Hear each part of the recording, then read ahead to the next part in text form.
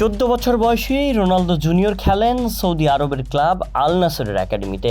গতকাল মঙ্গলবার ম্যাচে তিনি বদলি হিসেবে মাঠে নামেন 54তম মিনিটে, যখন পর্তুগাল 3-0 গোলে এগিয়ে। শেষমেশ পর্তুগাল জিতেছে 4-1 গোলে।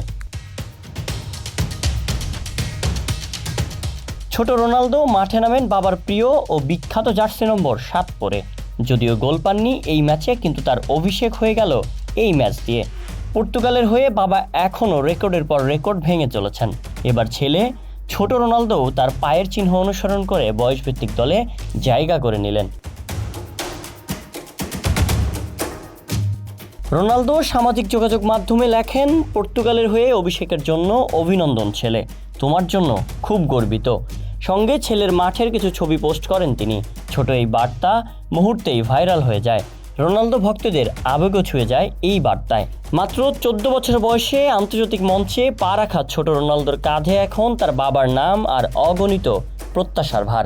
তবে অভিষেক ম্যাচেই প্রমাণ মিলেছে, নিজস্ব পথ তৈরির প্রস্তুতি নিচ্ছেন তিনি। আর বাবা রোনালদো গর্ব নিয়ে পাশে দাঁড়িয়ে আছেন তার।